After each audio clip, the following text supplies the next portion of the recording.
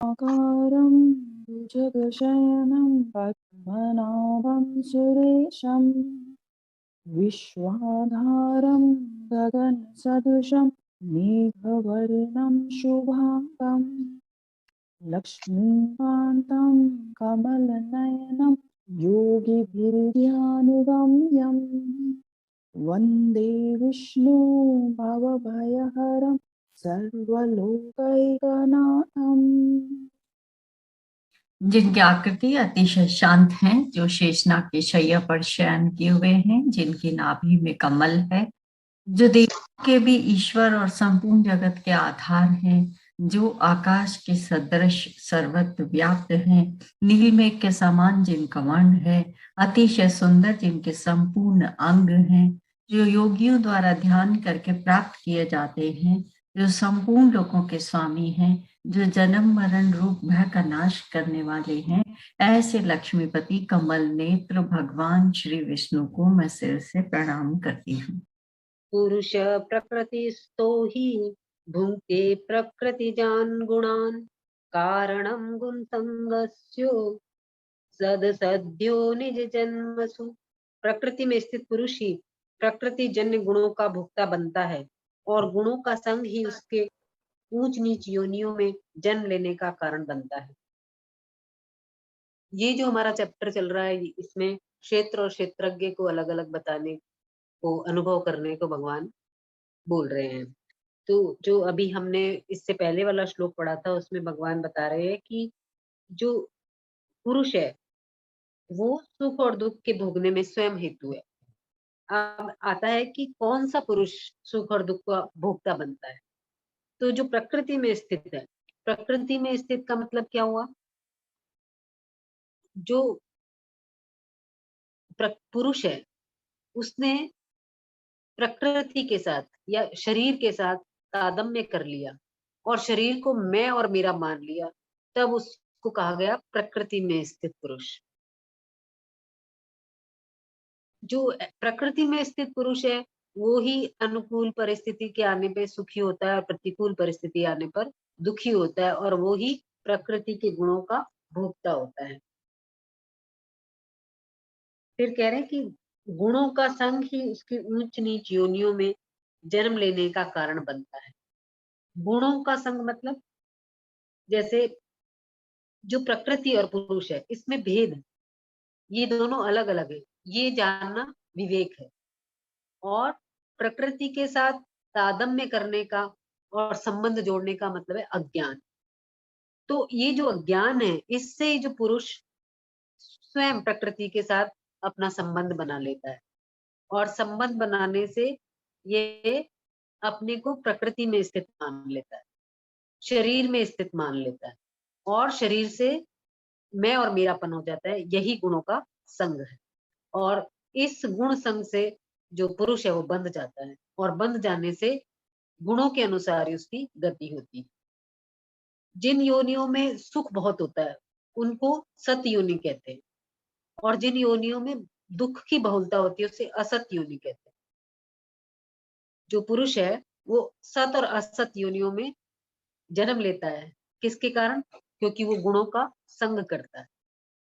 जो रज, सत्व और तम है, ये तीनों गुण प्रकृति से उत्पन्न होते हैं और इन तीनों गुणों से ही संपूर्ण पदार्थ और क्रियाओं की उत्पत्ति होती है। तो जब प्रकृति स्थित पुरुष है इन गुणों के साथ अपना संबंध मान लेता है, तब वो ऊंच नीच योनियों में जन्म लेने का कारण बन जाता है। प्रकृति के साथ अपना तादात्म्य बनाने के कारण ही जो पुरुष है वो उनका भोग, इन प्रकृति के जो गुण हैं उनका भोक्ता बन जाता है और प्रकृति के गुणों का संग और आसक्ति, प्रिय, ये प्रियता हो जाती है। ये सब जो चीजें हैं वो पुरुष को ऊंच नीच योनियों में ले जाने का कारण बनती है। तो मतलब ये है कि जो प्रकृति में स्थित होने से परतंत्रता आती है और स्वरूप में स्थित होने से स्वतंत्रता आती है। जैसे कभी महसूस किया होगा कि हमको कोई कंट्रोल करना चाहे, हर बात में हमको बोले कि ये करो ये मत करो, तो हमको पसंद नहीं आता, क्योंकि हमारा स्वरूप क्या है? स्वतंत्र रहने का। हमको परतंत्रता अच्छी नहीं लगती, बंधन में पड़ना अच्छा नहीं लगता। मुक्त होना हमारा स्वाभाविक नेचर है, इसलिए हमको बंधन सुहाता नहीं और इस बंधन से हम मुक्त होना चाहते हैं। तो जब हमको प्रकृति और पुरुष का भेद पता चल जाता है तो हम उस बंधन से मुक्त हो जाते हैं। हमको प्रकृति के साथ संबंध नहीं बनाना, उसके साथ कोई तादात्म्य स्थापित नहीं करना है, क्योंकि उसके कारण ही हमको जो भी सुख दुख का अनुभव होता है वो स्वयं को अनुभव करना पड़ता है। आगे चले।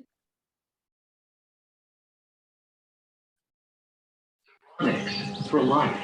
Bluetooth mode. Set.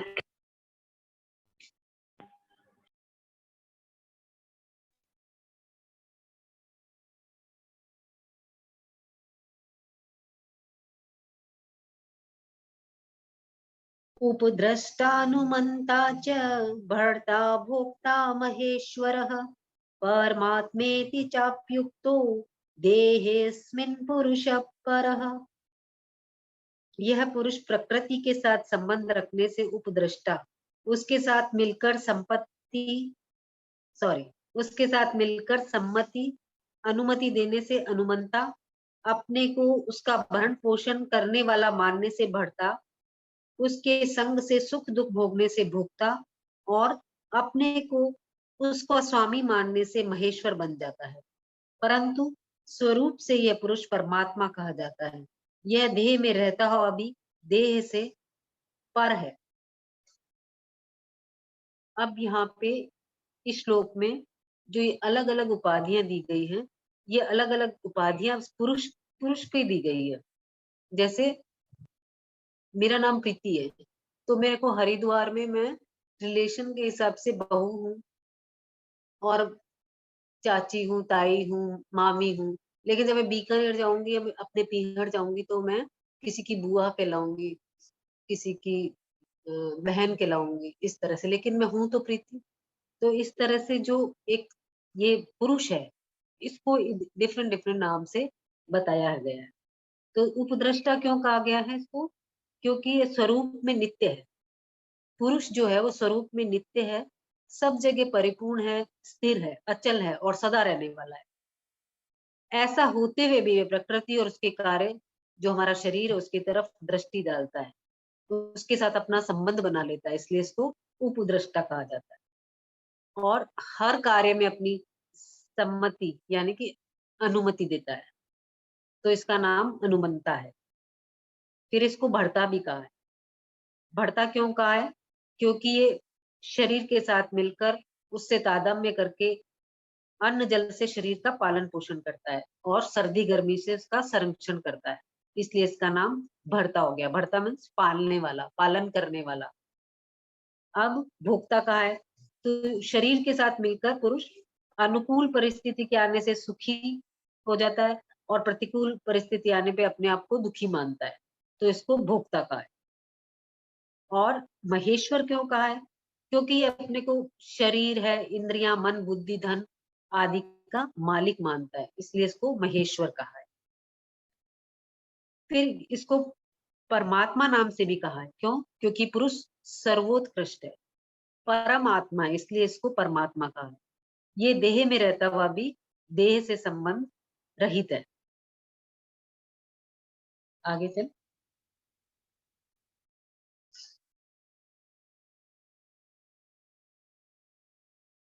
य एवं वेत्ति पुरुषं प्रकृतिं चैर्गुणैः सह सर्वथा वर्तमानोऽपि न स भूयोऽभिजायते। इस प्रकार पुरुष को और गुणों के सहित प्रकृति को जो मनुष्य अलग अलग जानता है, वह सब तरह का बर्ताव करता हुआ फिर जन्म नहीं लेता।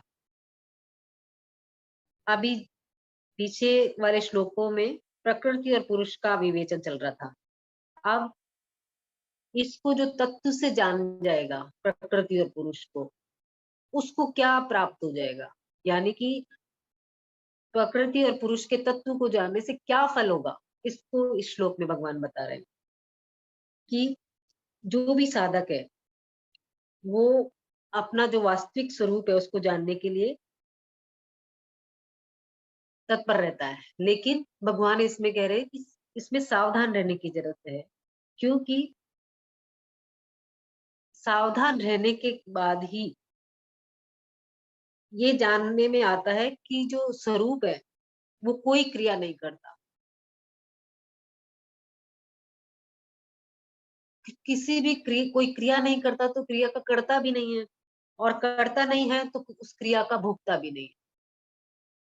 तो साधक जब अपने आप को किसी चीज का कर्ता मान लेता है तो उसका कर्तापन का अभिमान हो जाता है। लेकिन जब वो अपने आप को अकर्ता मान लेता है तो कर्तापन का अभिमान नष्ट हो जाता है, और फिर क्रिया की जो फल में आसक्ति है वो भी नहीं रहेगी कि मैं ये करूंगा तो मुझे ये फल मिलेगा, क्योंकि मैं तो कर ही नहीं रहा हूँ। खुद को तो अकर्ता मान रहा है, मैं कुछ नहीं करता, जो हो रहा है प्रकृति में हो रहा है, ऐसा जो मानते हैं। तो वो उसकी फलासक्ति भी नहीं रहती। जब कोई क्रिया हम कर ही नहीं रहे तो फल की भी कोई इच्छा नहीं रहती। लेकिन उसके द्वारा जो शास्त्र में हमारे जो शास्त्र विहित क्रियाएं हैं वो होती रहती है, और गुणों से ऊपर उठ जाता है, वो गुणातीत हो जाता है, और जिससे वो पुनर्जन्म को प्राप्त नहीं। आगे चले।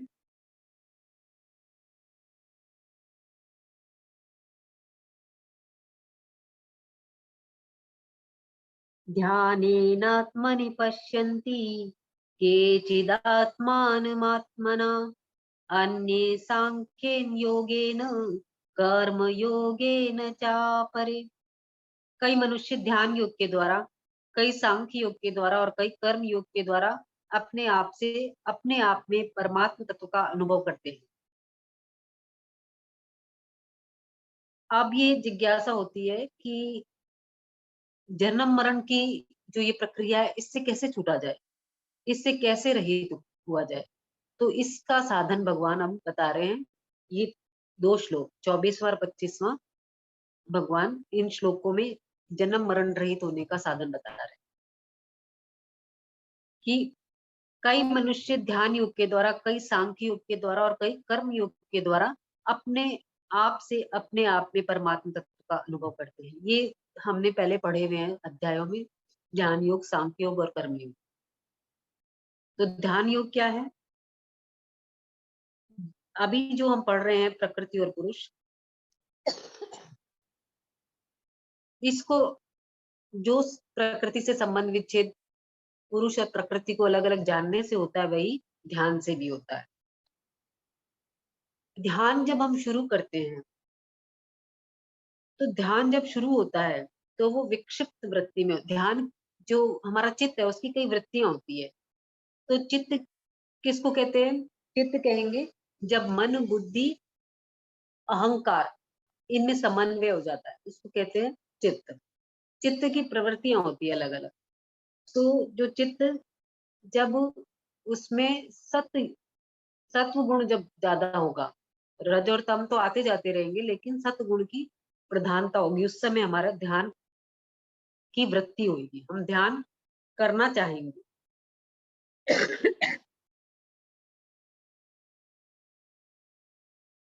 और फिर जब चित्त स्वरूप में एकाग्र हो जाता है तब समाधि हो जाती है, और एकाग्र होने पर सिर्फ सत्गुण रहता है, और फिर बाद में इन तीनों गुणों से ऊपर उठ जाता है और चित्त निरुद्ध हो जाता है। उस समय हमारा ये अवस्था चित्त की निरुद्ध अवस्था कहलाती है। इस अवस्था में कोई चिंतन नहीं होता, कोई संसार का चिंतन नहीं होता, शरीर का चिंतन नहीं होता, शून्य हो जाता है एकदम। उस समय ध्यान योगी जो होता है वो अपने आप में, अपने आप से अपना अनुभव करके संतुष्ट हो जाता है। फिर आता है सांख्य योग। सांख्य योग के द्वारा कैसे होता है? सांख्य योग मतलब विवेक के द्वारा। जो अभी पुरुष और प्रकृति के द्वारा प्रकृति को अलग अलग जान के प्रकृति से संबंध विच्छेद करने की बात आई है, वो ही यहाँ पे सांख्य योग से भी होता है यही काम, क्योंकि सांख्य योग नाम है विवेक का। तो जब विवेक के द्वारा क्या सत्य है क्या असत्य है इसका निर्णय हो सकता है।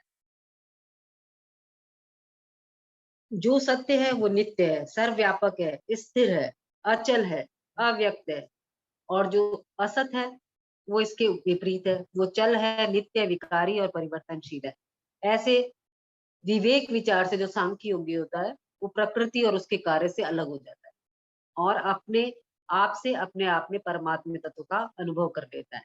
इसी तरह कर्म योग के द्वारा संबंध, प्रकृति से संबंध विच्छेद किया जाता है। इसमें कर्म योगी है वो जो कुछ करता है वो सिर्फ संसार के हित के लिए करता है। यज्ञ, दान, तप, तीर्थ, व्रत जो भी कुछ करेगा वो सब प्राणियों के कल्याण के लिए करता है, अपने लिए नहीं करता। और ऐसा करने से उसका कोई भी क्रिया से, पदार्थ से और शरीर से उसका संबंध विच्छेद हो जाता है और अपने आप से अपने आप में परमात्मा तत्व का अनुभव कर लेता है। ओम पूर्णमद पूर्णमिदं पूर्णात् पूर्णमुदच्यते पूर्णस्य पूर्णमादाय पूर्णमेवावशिष्यते। ओम शांति शांति शांति।